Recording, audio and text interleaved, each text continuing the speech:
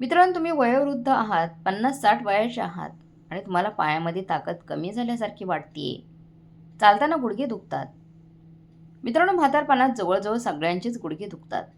पण जर तुम्ही चांगली काळजी घेतली तर तुमचे गुडघेदुखी तुम्ही टाळू शकता तुमची. पण त्यासाठी तुम्हाला काही गोष्टी आहारात समाविष्ट करायला हव्यात. त्याच गोष्टी मी या व्हिडिओमध्ये तुम्हाला सांगणार आहे. म्हणून मित्रांनो, व्हिडिओ शेवटपर्यंत नक्की पहा. चला तर व्हिडिओला सुरुवात करूया. तुम्हाला कधी असं वाटतंय का, की आधी जितकी चपळता होती तितकी आता नाही राहिली तुमच्यामध्ये? खुर्चीवरून उठताना हाताला आधार द्यावा लागतो. थोडं चाललं तर पाय जड जणू काही भासतात आणि मनात एक शांत भीती येते. हे काय चाललंय माझ्या शरीरात?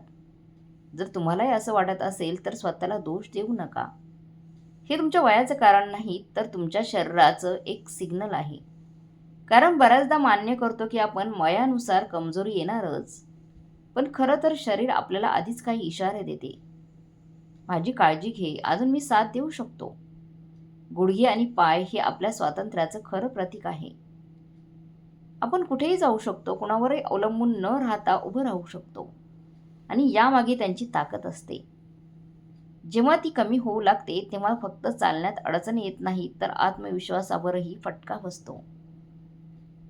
मी तुम्हाला 3 सोपे आणि परवडणारे अन्नपदार्थ सांगणार आहे, जे आपल्या प्रत्येकाच्या घरामध्ये सहज उपलब्ध आहेत. जे तुमच्या गुडघ्यांना नवसंजीवनी देऊ शकतात. कदाचित यापैकी एक गोष्ट तुमचं आयुष्य कायमचं बदलून टाकू शकते. पण मित्रांनो, त्याआधी जर तुम्ही यूट्यूब चॅनलवर नवीन असाल तर ह्या व्हिडिओला लाईक करा आणि चॅनलला नक्की सबस्क्राईब करा. त्यामुळे अशाच आरोग्यवर्धक कंटेंट्स तुम्हाला नेहमी पाहायला मिळत राहतील. चला तर आता लगेचच व्हिडिओला सुरुवात करूया. गुडघे कमकुवत होण्यामागे एक मोठं कारण म्हणजे वयानुसार शरीरात होणारे नैसर्गिक बदल. जसजसं वय वाढतं तसतसं स्नायू हळूहळू कमजोर होऊ लागतात. हा बदल अचानक नाही होत. इतक्या हळूहळू होतो की सुरुवातीला फक्त थोडा थकवा जाणवतो. आज पाय जड वाटत आहेत किंवा जिना चढताना दम येतोय. असं छोटंसं सूचक चिन्ह आपण सहज दुर्लक्षित करतो. पण 40च्या 50च्या पुढे नंतर दरवर्षी थोडी ताकद कमी कमी होत राहते आणि 60 नंतर ती कमी होण्याचा वेग वाढतो.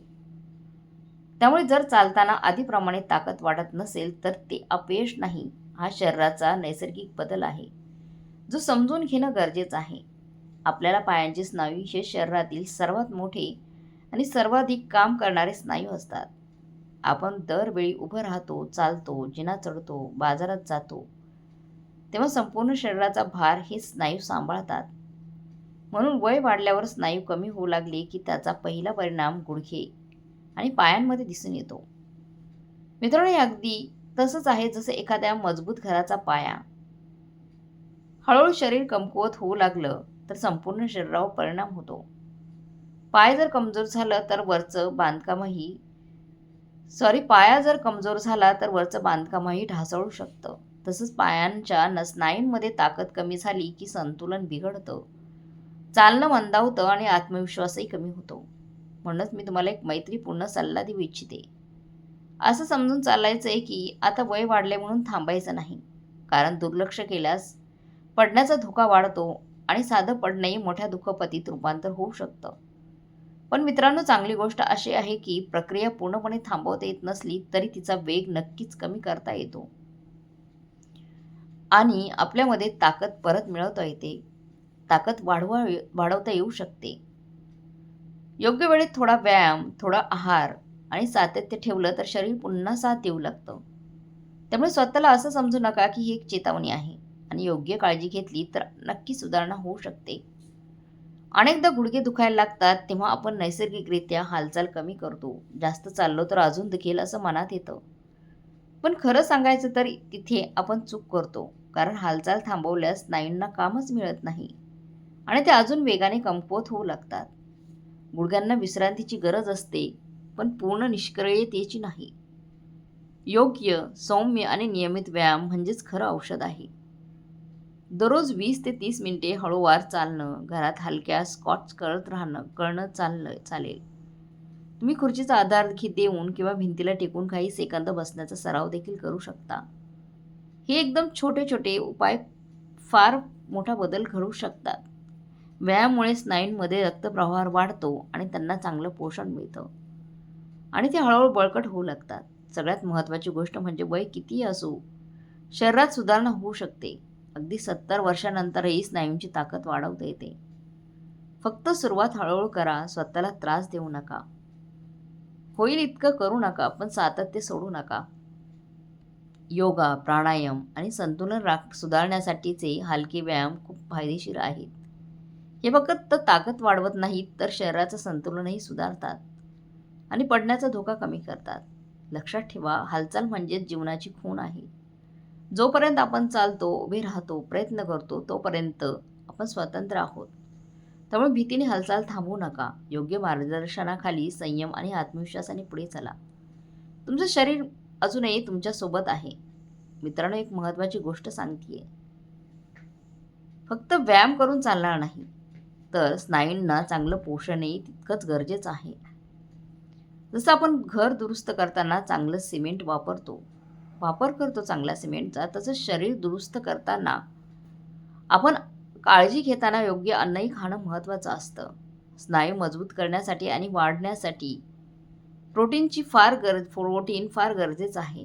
दूध, दही, पनीर, डाळी, कडधान्य हे सगळं घरच्या घरी सहजासहजी मिळतं आणि त्यांची ताकद खूप मोठी आहे. रोजच्या जेवणात हे पदार्थ वापरले तर स्नायूंना पुन्हा बांधण्यासाठी आधार मिळतो. त्याचबरोबर हाडं मजबूत ठेवणंही खूप गरजेचं आहे. कारण स्नायू कितीही मजबूत असले तरी हाडं कमजोर असतील तर धोका वाढू शकतो. शरीरातील कॅल्शियम आणि व्हिटॅमिन डी हे दोन्ही खूप गरजेचं असं शरीराला. सकाळच्या हळूवार सूर्यप्रकाशात 15 ते 20 मिनिटं बसणं ही एक सोपी पण खूप चांगली सवय आहे. उन्हात बसल्यामुळे त्याचबरोबर कॅल्शियम असलेले पदार्थ जसं दूध, तीळ, रागी नियमित खाल्ल्याने हाडं पुढल्या आयुष्यात मजबूत होतात. हे छोटे छोटे उपाय पुढे येणाऱ्या मोठ्या समस्यांपासून वाचवू शकतात. हिरव्या पालेभाज्या, बदाम, तीळ, रागी यांसारखे पदार्थांमध्ये मॅग्नेशियम, लोह आणि इतर महत्त्वाचे खनिजे पदार्थ असतात, जे स्नायू आणि हाडं दोन्ही बळकट करतात. तर मित्रांनो, मी तुम्हाला विनम्रपणे सांगते की आहाराला फक्त पोट भरण्याचं साधन समजू नका. तो तुमच्या शरीराचा पाया मजबूत करण्याचा मार्ग आहे. योग्य पोषण म्हणजे भविष्यातील स्वावलंबनात केलेली गुंतवणूक आहे. आजपासून थोडा जाणीवपूर्वक बदल केला तर उद्या आयुष्य अधिक स्थिर, सुरक्षित आणि आत्मविश्वासाने भरलेलं होऊ शकतं. मित्रांनो, एक महत्त्वाची गोष्ट लक्षात ठेवा. गुडघ्यातील वेदना नेहमीच हाड झिजल्यामुळे होत नाही. बऱ्याच वेळा त्यामागे सूज आणि घाम म्हणजेच इन्फ्लेमेशन असतं. शरीरात सूज वाढली की सांधे जड होतात, दुखतात आणि चालताना त्रास होतो. म्हणूनच अशा वेळी फक्त वेदनाशामक पेन किलर गोळ्यांवर अवलंबून न राहता आहारातून 10 कमी करणारे घटक घेणं खूप महत्त्वाचं आहे. ओमेगा 3 फॅटी ॲसिड्स असलेले जेवण जसं की बांगडा, रोहू, सार्डिन हे शरीरातील 10 कमी करतात आणि सांध्यांवरील ताण हलका करतात. रोज आणि योग्य प्रमाणात घेतलं तर हे गुडघ्यांसाठी नैसर्गिक आधार करू शकतो. मित्रांनो, जर तुम्ही मासे खात नसाल तर चिंता करू नका. घरातच काही वनस्पतीजन्य उत्तम पर्याय उपलब्ध आहेत. जसे की जवस म्हणजेच अळशी, अक्रोड, चिया सीड्स हे ओमेगा 3चे चांगले स्रोत आहेत. रोजच्या आहारात थोड्या प्रमाणात त्यांचा समावेश केला तर सांध्यांची लवचिकता टिकून राहते आणि दुखणंही कमी होतं. खूप ज्येष्ठ मित्र सांगतात की सकाळी उठल्यावर गुडघे जास्त दुखतात. अशा पोषक गोष्टींचा नियमित वापर हळूहळू फरक तुम्हाला जाणवू शकतो. तसं आपल्या स्वयंपाकातही काही घटक असतात जे दुखणं कमी करतात. हळद, आलं आणि लसूण हे फक्त चव वाढवणारे पदार्थ नाहीत, तर नैसर्गिक रोग प्रतिबंधक आहेत. रोजच्या भाजीत, डाळीत किंवा गरम पाण्यात थोड्या प्रमाणात हे घातलं तर शरीराला आतून मजबूती मिळते. मित्रांनो, मी तुम्हाला एक सोपा सल्ला देते. औषधासोबतच आहारालाही औषधासारखंच महत्त्व द्या. योग्य अन्न तुमच्या गुडघ्यांसाठी एक नैसर्गिक संरक्षणाचं कवच बनवू शकतं, ज्यामुळे चालणं, उठणं, बसणं आणि रोजचं आयुष्य खूप सोपं होतं. मित्रांनो, आजकाल आरोग्याबद्दल बोलायचं झालं की लगेच महागडे सप्लिमेंट,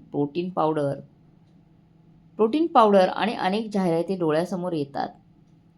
त्यामुळे अनेकांना असं वाटतं की चांगल्या आरोग्यासाठी खूप पैसे खर्च करावे लागतात, पण खरं तर असं काही नाही आहे. आपल्या घराच्या स्वयंपाकघरातच अनेक नैसर्गिक आणि परवडणारे अन्नपदार्थ आपल्या स्वयंपाकघरात आहेत, जे शरीराला दीर्घकाळ मजबूत बनवतात. शरीराला कृत्रिम गोष्टींपेक्षा सातत्याने मिळणारे साधं आणि पौष्टिक अन्न जास्त उपयोगी पडतं. ज्यामुळे सगळ्यात आधी हीच समज बदलायला हवी की महाग म्हणजेच चांगलं असं काही नाही आहे. जसं की तेलकट मासे जसे बांगडा, सार्डिन किंवा रोहू हे ओमेगा 3 फॅटी ॲसिडचे खूप चांगले स्रोत आहेत. ओमेगा 3 शरीरातील दाह कमी करायला मदत करतं, सांध्यातील कडकपणा कमी करतं आणि स्नायूंना लवचिक ठेवतं. मित्रांनो, ज्यांना मासे खाणे शक्य नाही त्यांच्यासाठी जवस, अळशी, अक्रोड किंवा चिया सीड्स हे चांगले पर्याय आहेत. हे घटक रक्ताभिसरण सुधारतात आणि स्नायूंच्या पेशींना आवश्यक पोषण देतात. सांधे नीट काम करायला आणि गुडघ्यांवरचा ताण कमी करायचा असेल तर हे नैसर्गिक फॅट्स फारच गरजेचे आहेत. तसंच दूध, दही, पनीर यांसारखे दुधाचे पदार्थ आपल्या आहारात कॅल्शियम आणि प्रोटीनचा मोठा स्रोत आहे. कॅल्शियम हाडं मजबूत करतो आणि प्रोटीन स्नायूंच्या दुरुस्तीसाठी आणि वाढीसाठी खूप महत्त्वाचा ठरतो. वय जसजसं वाढतं तसं हाडांची घनता कमी होत जाते, ज्यामुळे फ्रॅक्चर होण्याचा धोका वाढतो. पण रोजच्या प्रमाणात योग्य तितकं कॅल्शियम आणि प्रोटीन घेतलं तर ही प्रक्रिया हळूहळू कमी करता येते. पण रोज एक ग्लास दूध किंवा एक वाटी दही प्यायची सवय लावा. ती भविष्यात मोठं संरक्षण ठरेल तुमच्यासाठी. हिरव्या पालेभाज्या जसे पालक, मेथी चवदार आणि पोषणाने भरलेल्या असतात. ह्या फक्त भाज्या नाही आहेत, तर खूप मोठा खनिजांचा साठा आहे. त्यात व्हिटॅमिन के, मॅग्नेशियम, लोह, अँटीऑक्सिडंट्स चांगल्या प्रमाणात असतात. व्हिटॅमिन के हाडामध्ये कॅल्शियम नीट बसवायला मदत करतं, तर मॅग्नेशियम मसल्सच्या हालचालींसाठी खूप गरजेचं असतं. त्यामुळे या भाज्या रोज खाल्ल्या तर स्नायू आणि हाडं दोन्ही मजबूत राहतात. आणि ह्या भाज्या सहज मिळतात, स्वस्त पण आहेत. त्यामुळे कुणालाही आपल्या जेवणात सहज घेता येतात. मित्रांनो, महत्त्वाचं म्हणजे हे सगळं अन्न स्वतंत्रपणे नव्हे तर आपल्या शरीराला एकत्र आधार देतात. जर सातत्याने आणि योग्य प्रमाणात घेतलं तर काही महिन्यातच चालायला सोपं वाटायला लागेल, गुडघ्यांमध्ये स्थिरता येईल आणि शरीरात ऊर्जा जाणवेल. बदल फक्त एका रात्रीत होत नाही, पण दररोज केलेल्या छोट्या सवयी दीर्घकाळ टिकणारा फायदा देतात.